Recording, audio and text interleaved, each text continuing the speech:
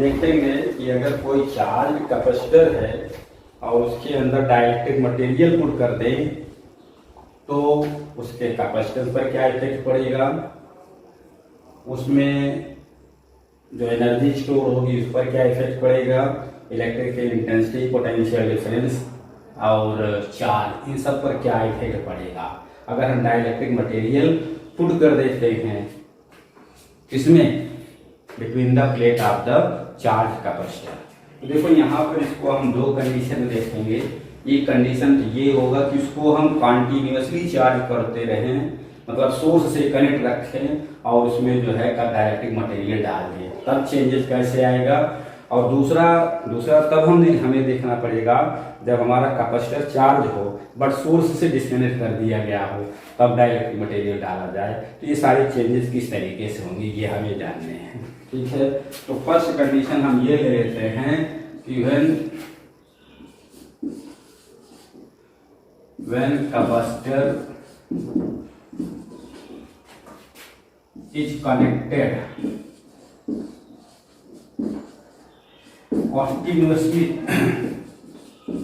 continuously with the source, ठीक है। जैसे सपोज कर लो ये हमारे पास कैपेसिटर है, इस पर पॉजिटिव चार्ज है, इस पर नेगेटिव चार्ज है और इसको हमने कॉन्टिन्यूसली सोर्स से कनेक्ट कर रखा है। देन इसमें हम डाइलेक्ट्रिक मटेरियल क्या कर रहे हैं, पुट कर रहे हैं।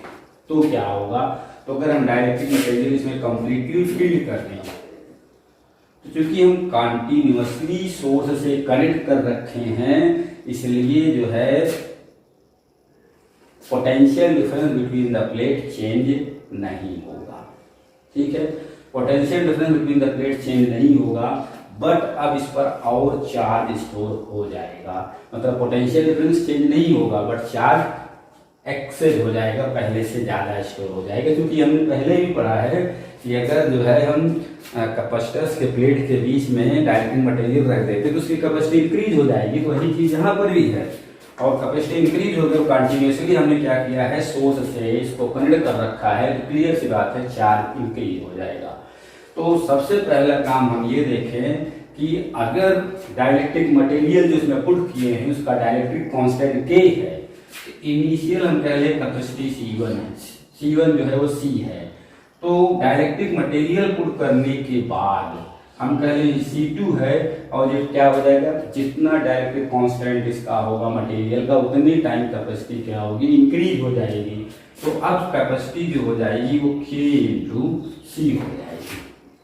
बट पोटेंशियल अगर इनिशियली चार्ज प्लेट के बीच में V होगा तो फाइनल भी पोटेंशियल उतना ही रहेगा, ठीक। और जब पोटेंशियल उतना रहेगा तो चूंकि तुम्हें पता है कि V इज इक्वल टू क्या होता है, E इंटू डी होता है, it means E is equal to V upon D हो जाएगा, where D be the distance between the plate. It means electrical intensity भी चेंज नहीं होगी, उतनी ही रह जाएगी। मतलब अगर E1 E है तो E2 भी E रहेगा, क्लियर। इतनी चीजें हो गई। अब हम चार्ज की बात कर लें। अगर इनिशियली चार्ज Q1 जो है वो Q है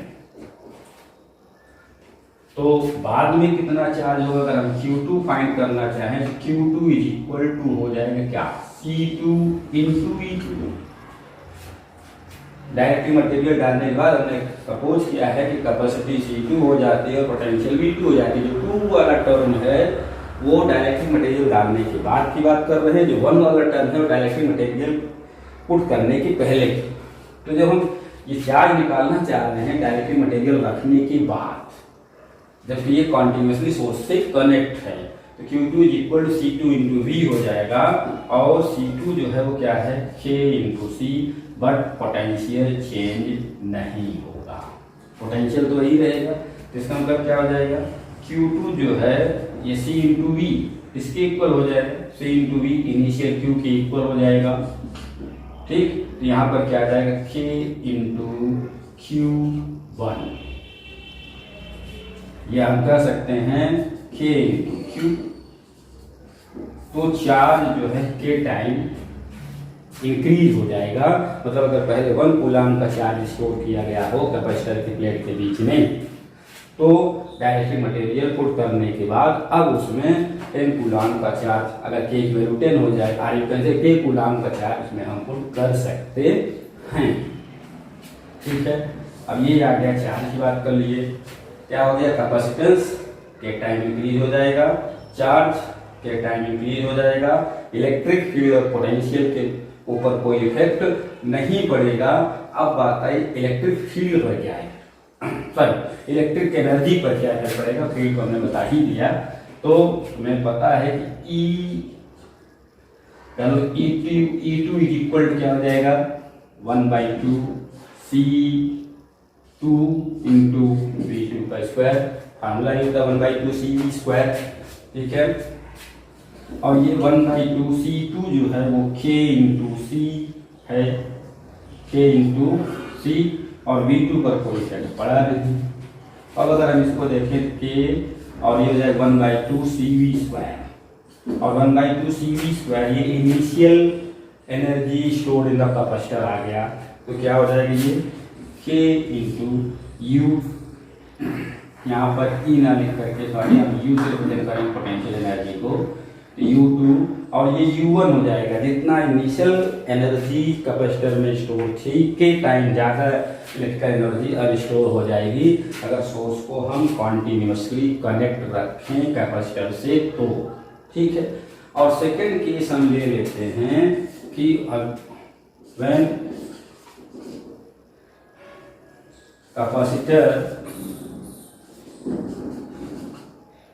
is disconnected from the source, disconnected from the source। अगर सोर्स से हम डिस्कनेक्ट कर दें और डायरेक्टली मटेरियल डालें तब क्या होगा। तो देखो, जब क्योंकि इनिशियली हम सपोज कर ले रहे हैं कैपेसिटी C है, ठीक है, यहाँ पर हमने क्या किया, अब डिस्कनेक्ट कर दिया है। तो इसको एक फिगर से प्रेजेंट कर दें कि मटेरियल तो हम पुट कर रहे हैं, बट इसको हमने सोर्स से डिस्कनेक्ट कर रखा है। डिस्कनेक्ट कर रखा मतलब एक ही ओपन की लगा हुआ है। ठीक, जब ओपन कर दिए अब डाइलेक्ट्रिक मटेरियल इसमें हम पुट करते हैं तो क्या होगा, कैपेसिटी तो इसकी के टाइम इंक्रीज करेगी। अगर हम इनिशियल कैपेसिटी C सपोज कर लें तो after putting the dielectric material between the plate capacity जो है वो K इंटू C, मतलब के टाइम इंक्रीज हो जाती है, ये हमें पता है। ठीक है, बट अब पोटेंशियल पर क्या इफेक्ट पड़ेगा, क्योंकि हमने इसको तो डिस्कनेक्ट कर रखा है। तो जब डिस्कनेक्ट कर दिए तो जितना चार्ज उस पर स्टोर हो चुका होगा पहले, चार्ज तो उतना ही रहेगा, यहाँ पर चार्ज वैरी नहीं करेगा। तो हम कह सकते हैं कि अगर Q1 हमारा Q है तो Q2 जो है वो कितना हो जाएगा, वो भी Q ही रहेगा।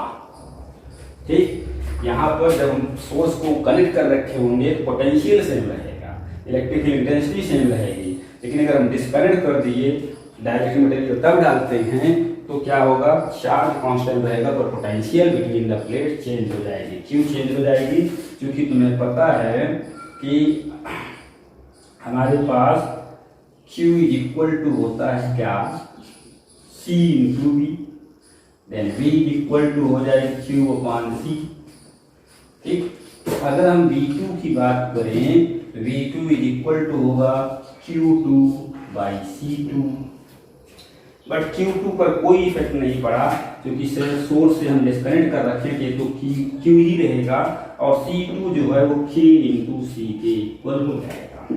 ठीक है, देन V2 क्या हो जाएगा, 1 अपान K इंटू Q अपान C हो जाएगा, और ये Q अपान C जो होगा initial potential between the plate होगा। ठीक है, तो हम ये कह सकते हैं कि V2 इक्वल टू हो जाएगा V अपान K, मतलब पोटेंशियल के टाइम डिक्रीज हो जाएगी। और इलेक्ट्रिक फील्ड इंटेंसिटी की बात करें या हम इसे क्या लिख सकते हैं, V1 बाई K। ऐसे इलेक्ट्रिक फील्ड की बात करें तो ये भी क्या हो जाएगा, डिक्रीज हो जाएगा के टाइम, क्योंकि E equal to V upon D होता है, तो हम D से डिवाइड कर देंगे, ठीक है। जब D से डिवाइड कर देंगे तो V अपॉन डी इंटू के हो जाएगा, और V upon D initial electric field होगी। तो कहने का मतलब हम ये कह सकते हैं कि V2 बाई डी हो जाएगा, और V2 क्या है, V बाई के इंटू डी है, और V बाई के जो होगा ये हमारा इनिशियल पोटेंशियल के इक्वल हो जाएगा, initial electric field intensity equal हो जाएगा, सॉरी। तो ये हो जाएगा E2 equal to E1 upon के हो जाएगा। इलेक्ट्रिक फील्ड इंटेंसिटी के टाइम डिक्रीज हो जाएगी, वहां पर देखो इंक्रीज हो रहा है सर। अब यहाँ पर अगर हम देखें तो पोटेंशियल भी डिक्रीज हुआ, इलेक्ट्रिक फील्ड इंटेंसिटी भी डिक्रीज हुई, केवल यहाँ पर क्या हो गया है, चार्ज कांस्टेंट है। अब एनर्जी की बात कर लें, U2 इक्वल टू हो जाएगा 1/2 C2 V2 का स्क्वायर, ठीक है। और 1/2 C जो है के टाइम इंक्रीज हो गया इनिशियल पे, तो क्या हो जाएगा के C1, और V जो है वो के टाइम डिक्रीज हो चुका था, तो कहीं पर हम इसको रख सकते हैं V1/k का होल स्क्वायर। तो ये हो जाएगा 1/2 के C1 V1 का स्क्वायर अपॉन K1 का स्क्वायर, ठीक है। और ये कैंसिल आउट हो जाएगा, तो हम इसको लिख सकते हैं क्या, 1/k, सॉरी 1 नहीं k, और ये हो गया 1/2 C1 V1 का स्क्वायर, और 1/2 C1 V1 का स्क्वायर क्या होगा, ये इनिशियल पोटेंशियल होगा जो कैपेसिटर में स्टोर रहा होगा। तो कहने का मतलब ये हो जाएगा U2 जो है वो U1/k, मतलब अब एनर्जी भी क्या हो जाएगी, के टाइम डिक्रीज हो जाएगी, ठीक है। ये हमें हमेशा दिमाग में रखना है। अगर सोर्स से हम डिस्कनेक्ट कर देते हैं, चार्ज से रहेगा डायरेक्टिव मटेरियल रखने के बाद, बाकी अदर चीजें कैपेसिटी को छोड़कर, क्योंकि कैपेसिटी को हमेशा के टाइम इंक्रीज होगी, बाकी अदर चीजें वो के टाइम डिक्रीज होगी, चाहे पोटेंशियल बिटवीन द प्लेट हो, चाहे electric intensity between the plate हो, चाहे energy stored in the plate हो, ये सारी चीजें के टाइम क्या हो जाएंगी, डिक्रीज हो जाएंगी। और ये कैपेसिटी जो होता है, तो चाहे हम सोर्स को कनेक्ट कर रखें या ना कनेक्ट कर रखें, कैपेसिटी हमेशा के टाइम इंक्रीज होती है, ठीक है। इन दोनों से रिलेटेड क्वेश्चन जो है अधिकतर पूछा जाता है, तो हम आशा करते हैं कि समझ में आया होगा इन लोगों को। अगर समझ में आया हो तो शेयर करें, लाइक करें, थैंक यू।